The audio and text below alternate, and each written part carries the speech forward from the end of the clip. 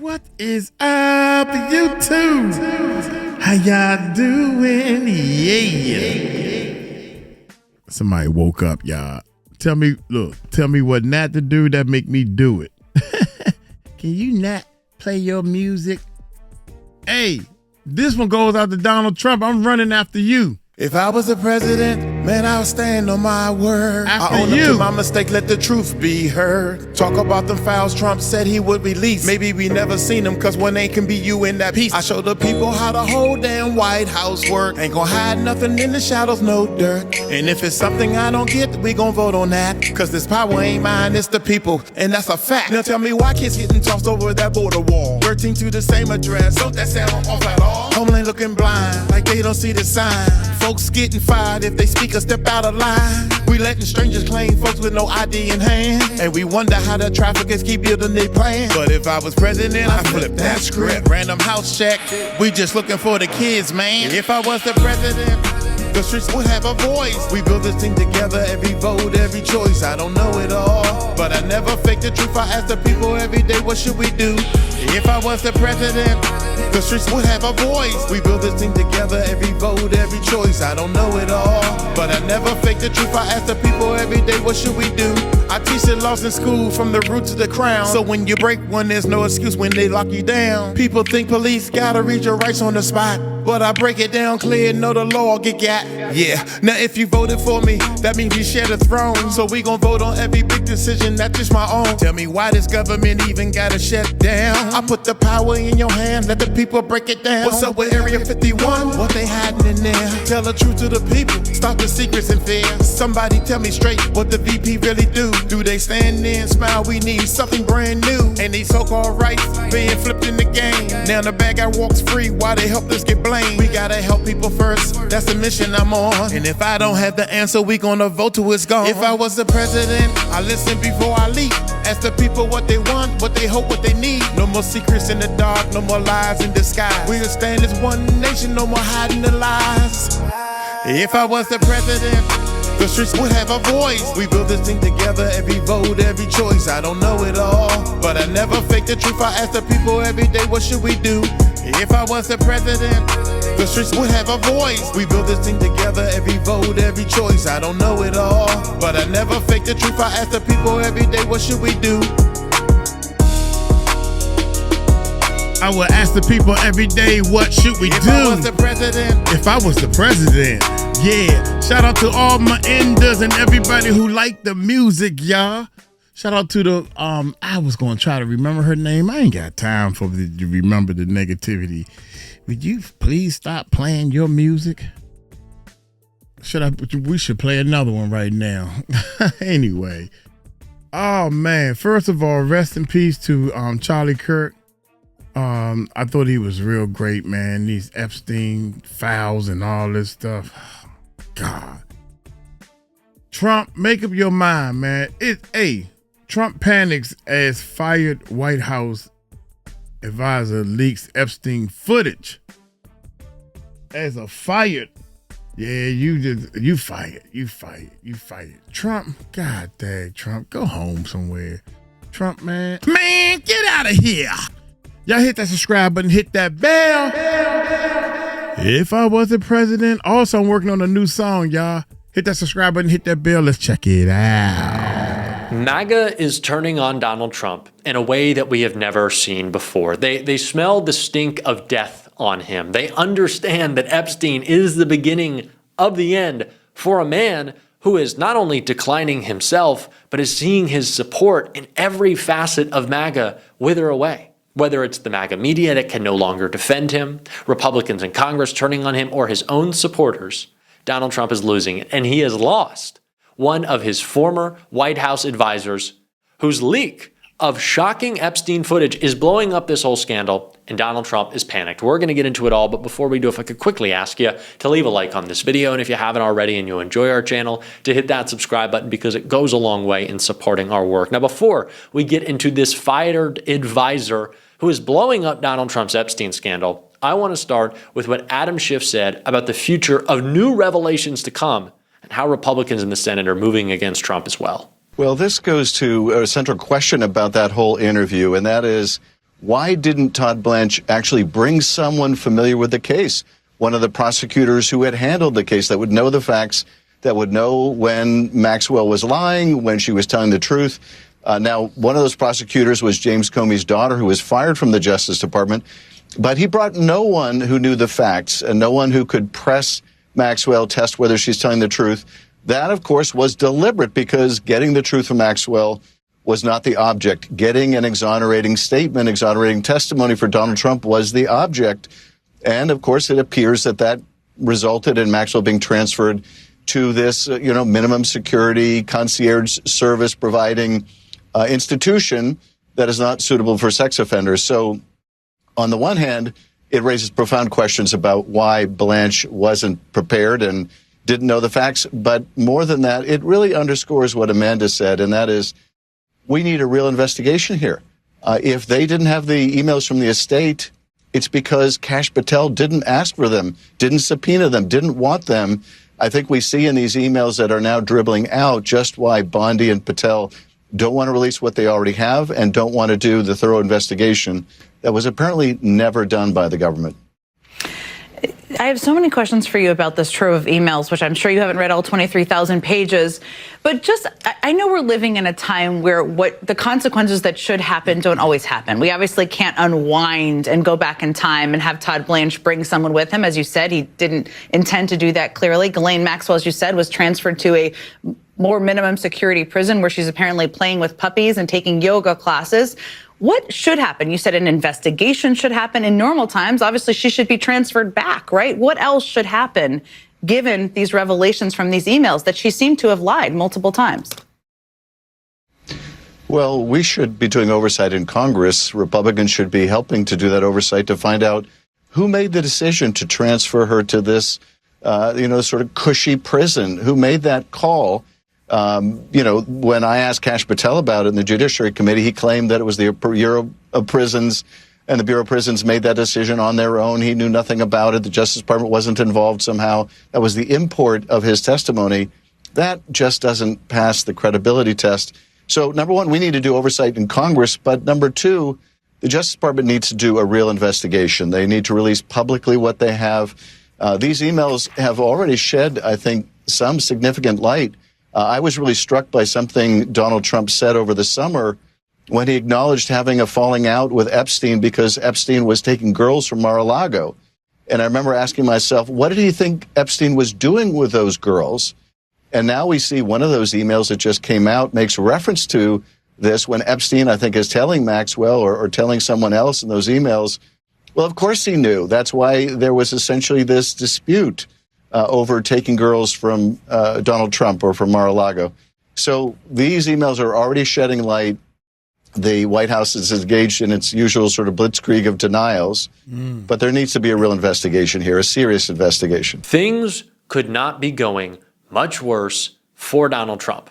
And as I continue to say, what isn't in the Epstein files might be more damaging to Donald Trump than what is in the Epstein files. And what I mean by that is new testimony that'll come out from survivors, those in Donald Trump's previous administration who might go on the record with things that they never put in an email, things they never said out loud yet, new photos, new videos, all of that came out and continues to since Pam Bondi announced the Epstein files were closed. And now it's opening all back up again. And something else that is the ties between Trump's supporters, his closest advisors, and Jeffrey Epstein.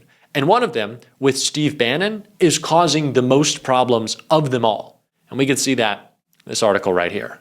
Epstein emails spark interest in Steve Bannon's lost image-changing Epstein interview. Newly released emails linked to the late convicted sex offender Jeffrey Epstein and Donald Trump's former chief strategist Steve Bannon are reviving questions and scrutiny about the unreleased hours of image-changing footage he's reported to have shot with the disgraced financier shortly after his 2019 arrest. On Wednesday, the House Oversight Committee's Democrats published a database of messages to and from Epstein, who died in federal custody in 2019. The trove includes multiple references to Bannon and several direct exchanges between the two, revealing a relationship more active than previously documented. Republicans followed suit by also releasing a tranche of documents, many of which included unflattering descriptions of Trump. One July 2018 email published in Politico shows Epstein pitching Bannon on overseas access. There are many leaders of countries we can organize for you to have one-on-ones, he wrote. The following month, Epstein again urged him to come to Europe. Bannon replied with a striking warning, yes, but let's discuss. This is a crazed jihad against you. I've never seen anything like it. In another message, he added, somebody big has you in the gun sights. In the emails, Epstein even weighed in on the 2018 confirmation hearings for Associate Supreme Court Justice Brett Kavanaugh, advising Bannon to challenge the credibility of Christine Blasey Ford, the woman who testified against Kavanaugh for sexual assault, suggesting that she could be accused of taking medication that causes memory loss. The messages reignited curiosity about Bannon's self-reported 12 to 15 hours of recorded conversation with Epstein. Earlier this summer, The Hollywood Reporter described the 2019 project as seemingly designed to get Epstein ready for an image-changing sit-down interview with a news outlet like 60 Minutes, with Bannon playing the part of Mike Wallace. In July, while live on Real America's Voice, Bannon promised to release the footage in early 2026. Calls for him to do so were already loud and notably included right-wing commentators. This summer, Roger Stone, Ben Shapiro, and Benny Johnson all publicly questioned why Bannon is continuing to hold on to the tapes. So there are a couple of pieces of this that are really, really key. The first is that Bannon was saying that Epstein was in the gun sights. I think that's a very important word to keep in mind when we are talking about the fact that I don't think nearly enough people are talking about the fact that Donald Trump might have been the person who killed Jeffrey Epstein. I just don't feel like that's being brought up enough. But why was Bannon, who was fired from the White House in 2017, who is still incredibly close to Donald Trump, trying to rehabilitate the image of Jeffrey Epstein? Why was he working so closely with him? We know that many of the people who helped Epstein get off or were close in his circle were also close with Donald Trump. But why was Bannon tasked, after leaving the White House seemingly, with going to work with Epstein? Right after, within a year, they were talking again. What is that about? What is the reason for that? Why could Bannon possibly want to work with Epstein, other than to maybe help out his buddy Donald? And why did he know that Epstein was in the gun sights? What was that about? We're not being ridiculous in asking these questions. I think they're super standard and could be easily explained with maybe releasing the files. And considering that Donald Trump's entire presidency so far has been dedicated to going after his political opponents, instructing Pam Bondi in the form of Truth Social post to go after James Comey, Letitia James, Adam Schiff, why is it that Donald Trump wouldn't sick his goons on someone like Jeffrey Epstein while he was in his first term? What is it about Donald Trump that could lead anyone to believe that he wouldn't go out of his way to stop someone who could potentially damage him, or was planning on speaking out against him, or just creating general problems for his administration, that Donald Trump wouldn't weaponize the U.S. government to have that person silenced? I don't feel like we're talking about that enough. Donald Trump's whole administration has been about weaponizing the government to go after his enemies. He's doing it very publicly, trying to smear them, knowing that he has no evidence. But what could Donald Trump have done privately? What could he have had the government do privately? If he's doing all of this publicly, what's happening behind the scenes? What happened behind the scenes? I don't feel like that question is being asked nearly enough, especially in the wake of Donald Trump coming after another political opponent, someone who was so loud and saying not just to Trump or to Mike Johnson or to Republicans in Congress, but their staffers as well, all complicit in this cover-up. Keep your emails and lawyer up, because, come a Democratic majority in 2026, 2027, there's going to be investigation, there's going to be accountability. That was Eric Swalwell. And when he started talking in those terms, not just the release the Epstein files, not just a we need to know what happened, but lawyer up, buddy. When he started talking like that, what did Donald Trump do? He went after him. And Eric Swalwell is responding.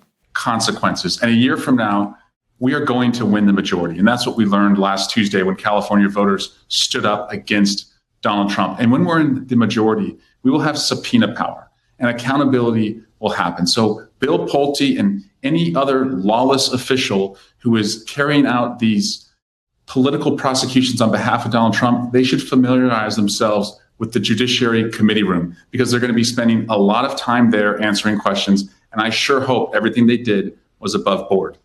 Congressman, even as you talk about the House of Representatives, there's new reporting today from our colleagues at MSNBC that you are eyeing a run for governor of California.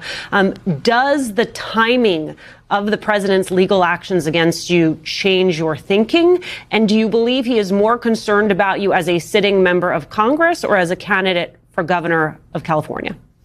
Well, no news on running for governor. I think we have enough news for one day for me. And no, I'm not going to change a single thing about what I do to stand up against Donald Trump when he gets in the way of me fighting for Californians. And look, California is the greatest country in the world. Its next governor has to be excellent. That person has to be a fighter and a protector. But I'm telling you right now, I am not going to shrink one bit because of Donald Trump trying to intimidate me. And it's not working with any of the other colleagues that he's gone after either.